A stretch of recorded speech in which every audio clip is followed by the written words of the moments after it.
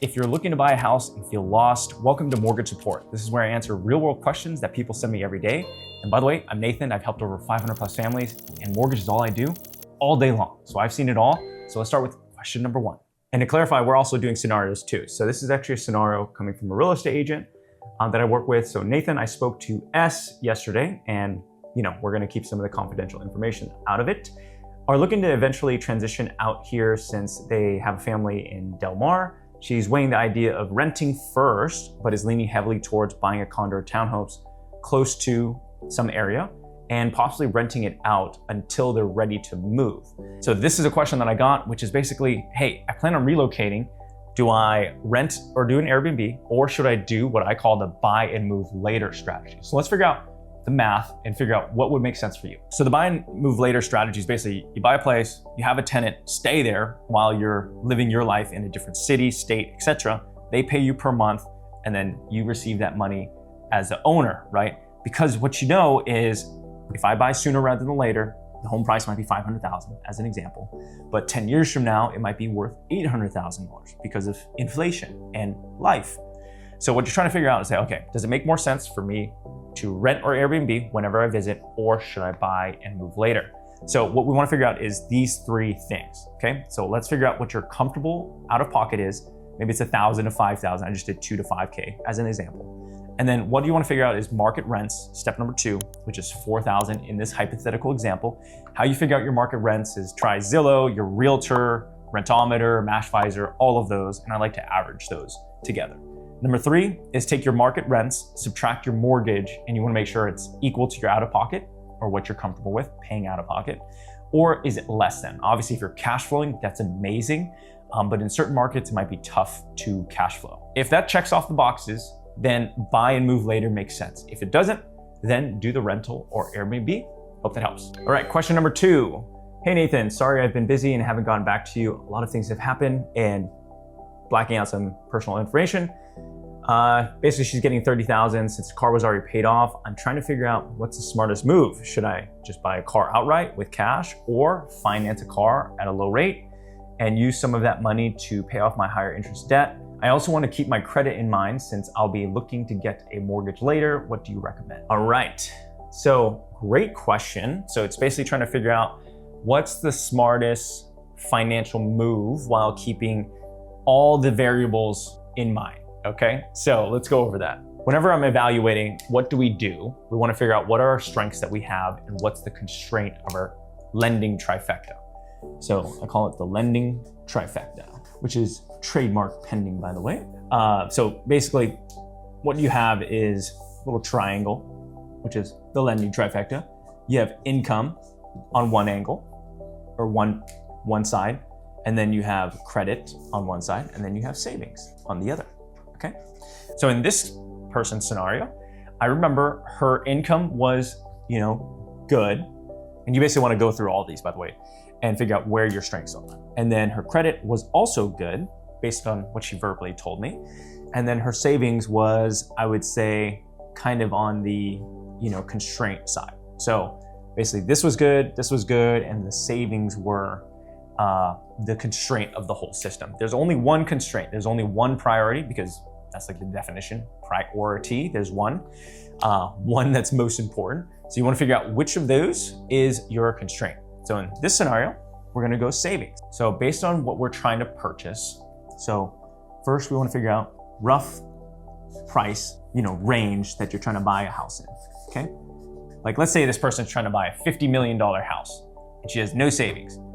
And then she adds a $200 a month car payment. That does nothing to moving the needle of whether or not you're going to be able to buy a crazy luxury mansion. But if we don't have any savings, then we should focus on that, right? So that's a crazy extreme example, but you want to first figure out what's your rough price, okay? Then what is your debt to income, your DTI? So how much debt do you have compared to your income? So if you have 0 debt and then you have 10,000 of income, you have a very low DTI, or debt to income. It's pretty much 0, right? On the flip side, let's say you have $2,000 of debt and then you have $4,000 of income. That's around 50%.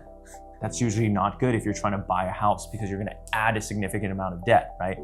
So in this person's example, I think her debt was maybe 1,000 of debt, like, well, actually with the car gone, I guess that's gonna be, it's probably like 500 or something like that a month.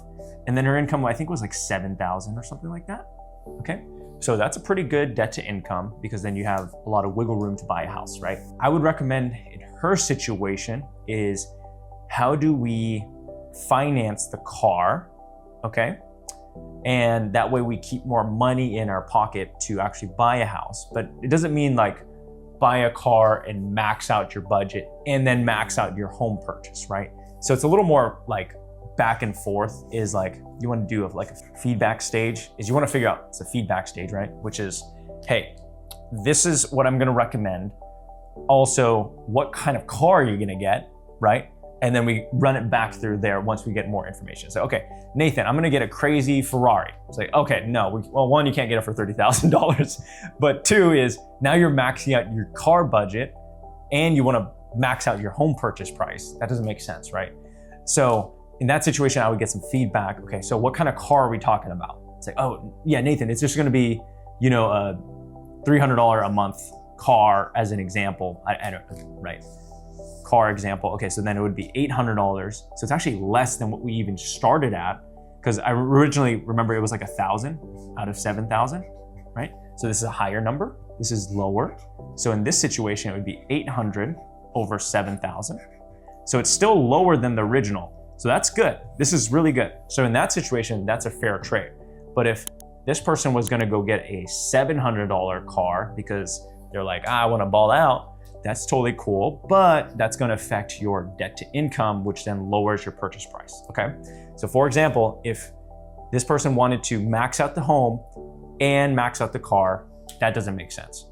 But in this situation, because the car that in this hypothetical example, the car that they were gonna get is less than what the original debt to income was, I think that's a fair trade. Then keep the money in your pocket. Okay, I have a lot of high interest debt. So, you know, I would absolutely, any credit cards that are like usually 15 to 20%, I would immediately pay off right away. Eliminate that immediately. That's like a no-brainer for sure. Pay that off and then use the remainder to finance the car. I don't know what down payment you might need to bring, and then keep the rest in your bank. Let's say she had a remaining 25 grand. I would absolutely do that trade every single day. So going back to this, it's figuring out what is your lending trifecta constraint. If you had a credit constraint, meaning, hey, I need to pay off some debt, right? Then I would absolutely pay off the debt. But in this situation, her constraint was savings. So then I recommended we should focus on savings while kind of balancing the credit aspect or the debt aspect. If you have any other questions, send me a DM or follow along for more home buying tips. Question number 3. Hey Nathan, quick question. I remember you talked about seller credits during our call. If we offered like 10,000 more on a house, but the seller gave us 10,000 in credits to buy down the rate, which is basically what I explained on the call, would that actually be better? Or like, what would you recommend we do if we're in this situation? Okay, so very loaded question, I should say. So let me first explain the winning offer formula, which is basically what the sellers perceive as the best offers, not the highest price offer, but the best offer. The reason why this is super important is because we want to know where the puck is going, like Wayne Gretzky says, right? So winning offer formula, winning offer, you know, kind of looked at a ton of offers that were going out and figured out what are the common denominators that make offers win. And I boiled it down to 3 variables, okay? So it's gonna be price, which is super easy to understand. Everyone knows this, but it's gonna subtract clean. And you're gonna be like, okay, what do you mean by that? Do we clean their house? No, I promise. Well, I guess you could. And then you wanna divide it by speed, okay? Okay, so basically, if we offer a high price, basically the cleanest offer that you can give, which is no seller credits, which is ironically one of the questions that we're talking about, give them the rent back because they're trying to go buy another house. And you're basically saying, hey, you're gonna get the money at closing and you can live in the house while I'm the owner for 59 days, something like that, for free, while you go find your replacement property. They're gonna love that because that's super clean to them, okay? But they also want a very high speed closing or certainty that you're gonna be moving forward. Now, let's say they need to go find a replacement property. They may not need a fast closing, like a 10-day loan closing, or that you're moving forward with the property within 5, 10, 12 days or something like that, compared to like 20 days. So that's where speed comes into play. So let's say this is the seller, okay? What they want is high price. They want very clean, so very clean. So no weird stuff going on with the offer, and then high speed, okay? This is the seller. You as the buyer, guess what? Sorry, I didn't mean to make you so small. My apologies. Imagine that's bigger. You're seeing me draw this live, by the way. So you want lowest price, and this is also important to know because when you shift over to a seller, you buy a house and you're gonna sell the house, you're gonna want to flip everything over, right? You want it as unclean as possible, or as high clean as possible, right? You want as much credits as possible, right? Which I'm gonna go over in a second. You want low speed, meaning you want 10 years to figure this out with no repercussions, right? Like you wanna hedge your bet for free, right? So basically what you wanna do is, okay, well, if you want seller credits or coupons for your closing costs or interest rate buy down or whatever, right? Then what you want to do is basically, I want to ask for $10,000 in seller credits. Then on the price side, you're going to offer, let's say 500K. I'm just using 500K for easy math, right? Okay. But the sellers obviously want this minus 0K. So there's a discrepancy of this, the clean. Okay. But you also want 60 years to figure out if you want to move forward with the property, right? Assuming you don't want to have to purchase and relocate and stuff like that. Basically, you want to have as much time as possible to do your due diligence. But obviously on the seller side, they want to know that you're moving forward, right? Because they're going to take the property off the market and be like, we need to know because we have opportunity costs. What if there's another buyer interested that passed by, but because it's under contract, they can't put an offer in. In their end, they want 0 days. They want to know right away that you're moving forward, right? On your end, you want 0 days, or you want like 30, 40, 50, 90 days to figure it out. So what I usually do in this situation is, okay, we want to figure out, is this the most important thing? Usually it is. It's pretty nice for you as a home buyer. If you get $10,000 knocked out of your closing costs at closing, like let that sink in. After tax money, that's $10,000 knocked out. If you look at your paycheck, you probably have to make 15, maybe even 20,000, depending on your state and income level, to finally get $10,000 after tax money. So let that sink in. It's a pretty big amount for sure. So what we do is, okay, we want to reverse this. So then the new and improved offer is going to be 500K, right? Minus 10K divided by, let's do like a 7-day, instead of like a 30-day close, you're going to offer a 10-day close. So seller, you're not going to have to pay a mortgage, and you're not going to have to pay a mortgage next month because we're going to close on time. So again, this is the new offer that you're going to recombine.